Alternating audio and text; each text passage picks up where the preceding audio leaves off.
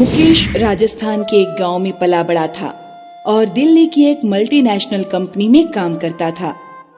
अक्सर गांव से मुकेश की माँ का मुकेश के पास फोन आता। बेटा, तेरी उम्र 30 साल होने वाली है, शादी कब करेगा? कर लूंगा माँ। आप शादी की इतनी चिंता क्यों करती हैं? बेटा, मैं तो हमेशा यही सोचती रहती हूँ कि तू कब बहू को लेकर गांव आएगा। माँ, जब किसी लड़की से प्यार होगा तो जरूर उससे शादी कर लूंगा। एक दिन मुकेश की कंपनी में मीटिंग होती है। अब हमारी कंपनी चाइना में अपने प्रोडक्ट्स बेचना चाहती है। हम चाइना में अपना नया ऑफिस खोल रहे हैं, तो तुम लोगों में से कौन कौन वहाँ जाना चाहेगा? सर, मैं वहाँ जाना चाहता हूँ क्योंकि मुझे कुंफू भी सीखना है। अपनी कंपनी के कुछ लोगों के साथ मुकेश चाइना पहुँचता है। ऑफिस की छुट्टी होने के बाद हर शाम को मुकेश एक चाइना के एक मार्शल आर्ट गुरु से कुंफू सीखने जाता था। मार्शल आर्ट गुरु की एक बेटी थी, जगमा। जगमा ने कई बार मुकेश की कुंफू सीखने में सहायता की। जगमा और मुकेश एक दूसरे के प्रेम में पड़ जाते हैं। मुकेश जगमा को हिंदी बोलना भी सिखा देता है।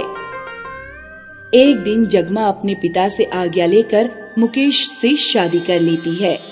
कुछ दिनों बाद चाइना में कोरोना वायरस फैल जाता है। मुकेश की कंपनी अपने सभी एम्प्लॉइज को इंडिया वापस बुला लेती है। मुकेश जगमा के साथ इंडिया वापस लौटता है। मुकेश कंपनी से कुछ महीनों की छुट्टी लेकर जगमा के साथ गांव जाता है। लो माँ, मैं बहू ले आया हूँ। गांव के सभी लोग मुकेश की चाइनीज बहू देखने आते हैं। बेटा, तुझे हमारे देश में कोई लड़की नहीं मिली जो तू चाइना से बहू लेकर आया? माँ, अब बहू तो बहू ही है, फिर चाहे इंडिया की हो या चाइना की। वैसे भी ग्लोबलाइजेशन के दौर में पूरी दुनिया एक गांव की तरह ही हो गई है। लेकिन ये तो हमारी भाषा भी नहीं समझ पाएगी। नहीं माँ, जगमा को हिंदी बोलनी आती है। जगमा, हिंदी में कुछ बोलकर दिखाओ। नमस्ते सासू माँ। जगमा रात में 3 बजे ही उठ जाती थी और खूब आवाज निकाल निकाल कर हा हैया हु कुंफू का अभ्यास किया करती थी। एक दिन जब जगमा कुंफू प्रैक्टिस कर रही थी तो उसका हाथ छत से लटकी दूध की मटकी पर लग जाता है। मटकी गिरकर फूट जाती है और सारा दूध फैल जाता है। अरे मुकेश, तू ये कैसी बहू ले आया है? एक तो आधी रात में उठकर चिल्लाती है और अब तो इसने घर की चीजें भी तोड़ना शुरू कर दिया है। इतना गाढ़ा दूध बर्बाद कर दिया। अरे माँ, थोड़ा सा दूध ही तो गिर गया, तो क्या हो गया? मैं डेयरी से जाकर ले आऊंगा। एक दिन मुकेश की माँ को सर्दी जुकाम हो जाता है और 3-4 दिनों तक ठीक नहीं होता। मुकेश की माँ टीवी पर चाइनीज कोरोना वायरस की खबर देख लेती है। वो मुकेश से कहती हैं, बेटा, लगता है मुझे कोरोना वायरस हो गया है और इसका कारण तेरी बहू है। ये जरूर चाइना से कोरोना वायरस लेकर आई है। ऐसा कुछ नहीं है माँ, ना जगमा वायरस लेकर आई है और ना ही तुम्हें वायरस है। ये सामान्य सर्दी जुकाम है, कुछ दिनों में ठीक हो जाएगा। मुकेश की माँ की बात पूरे गांव में फैल जाती है। गांव के जिन जिन परिवारों में लोगों को सर्दी जुकाम होता है, वे जगमा पर कोरोना वायरस फैलाने का शक करने लगते हैं। एक दिन गांव के कुछ लोग मुकेश के घर आकर कहते हैं, अपनी बहू को गांव से बाहर निकालो, ये गांव में वायरस लेकर आई है। तुम लोगों को ऐसा कहने का कोई अधिकार नहीं है। चलो हॉस्पिटल चलते हैं और जांच करा के देखते हैं। मुकेश जगमा को लेकर हॉस्पिटल जाता है और उसके पीछे कुछ गांव वाले भी जाते हैं। जगमा की जांच होती है। जगमा को कोरोना वायरस नहीं है। फिर कुछ गांव वाले भी अपनी जांच कराते हैं। गांव वालों में भी किसी को कोरोना वायरस नहीं होता।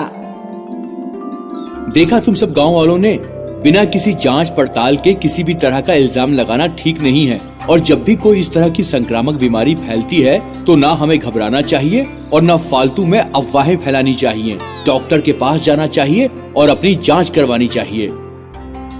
सभी गांव वाले जगमा से माफी मांगते हैं। मुझे माफ कर देना बेटी। कोई बात नहीं सासू माँ,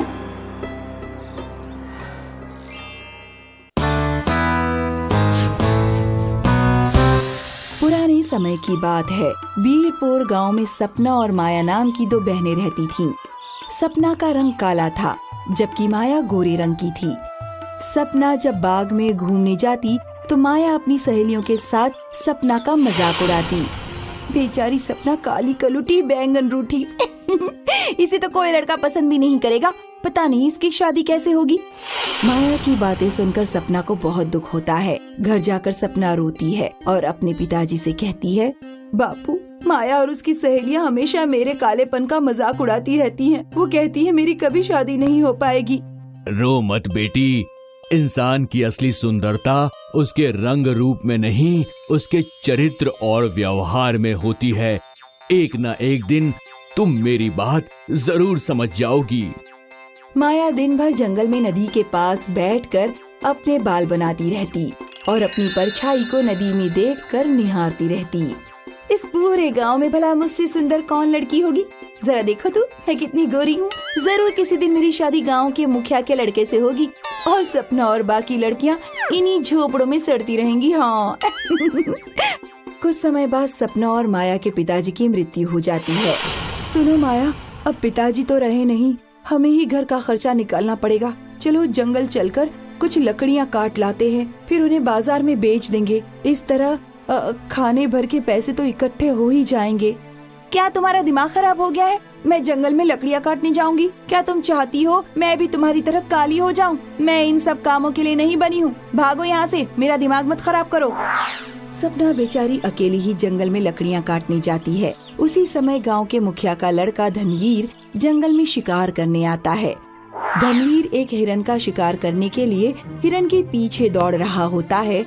तभी उसका पैर एक पत्थर से टकरा जाता है। धनवीर गिर पड़ता है और उसके सर पर चोट आती है, जिससे वो बेहोश हो जाता है।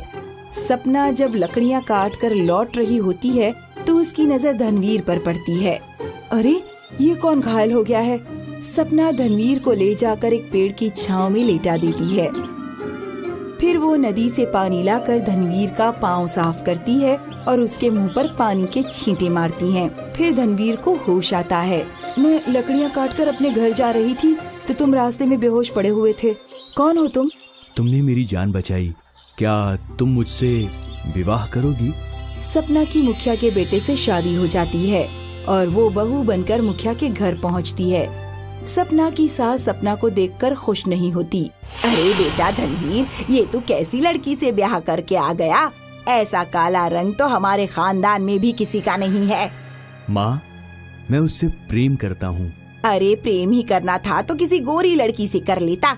ऐसी काली लड़की से शादी करके तूने तो परिवार की नाक कटवा दी।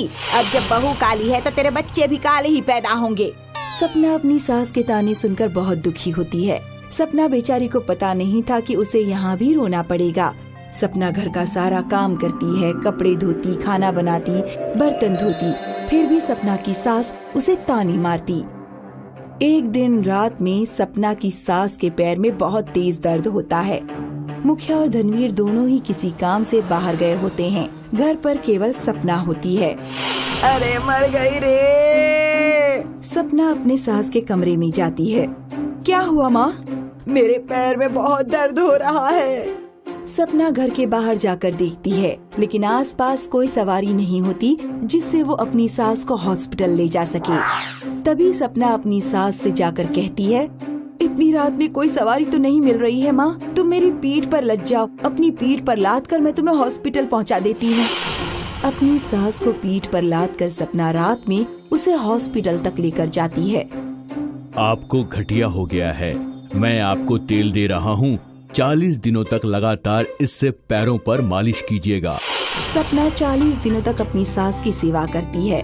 सास के पैर का दर्द ठीक हो जाता है। तभी एक दिन सपना की सास सपना से कहती है, बेटी तू गोरी भले ही ना हो, लेकिन तुझ में गुण बहुत हैं। मैं तुझसे माफी मांगती हूँ। मैंने तुझे बहुत बुरी बुरी बातें कही, लेकिन अब मैं समझ गई कि असली सुंदरता इंसान के रंग और रूप में नहीं, उसके चरित्र और व्यवहार में होती है।